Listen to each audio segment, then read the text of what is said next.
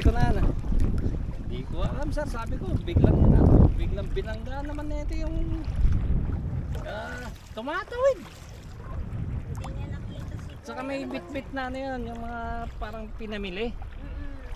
Kasi lumipad pati mga pagkain eh. Hindi mga kasama ko.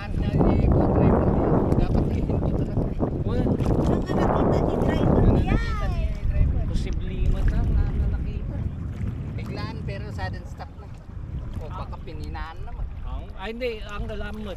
Nakita nga suna nga dire-diretso lang siguro hindi niya nakita yun. Hindi niya nakita plus baka bigla din tumawid yung ano. Laki no.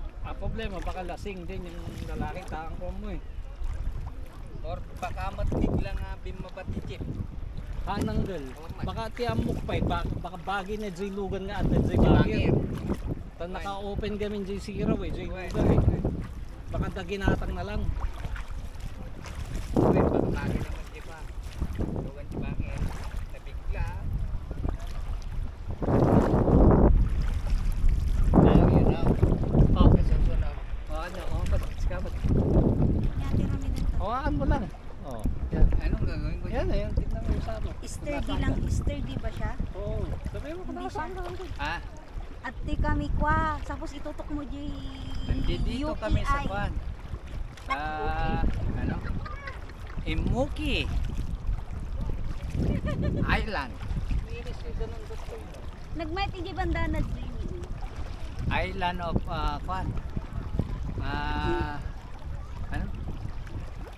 Island ng Island ng mga Imuki.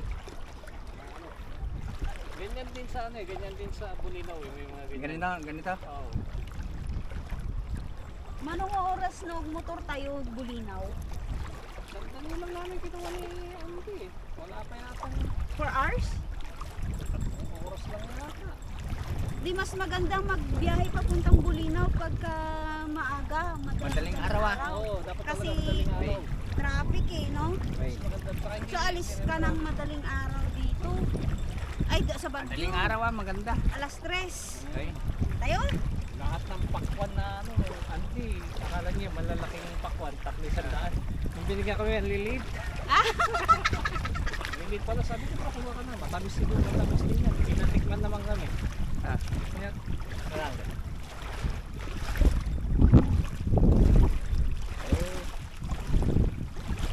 Oran kaya na rin. Gaano kaya kataas dito yung high tide?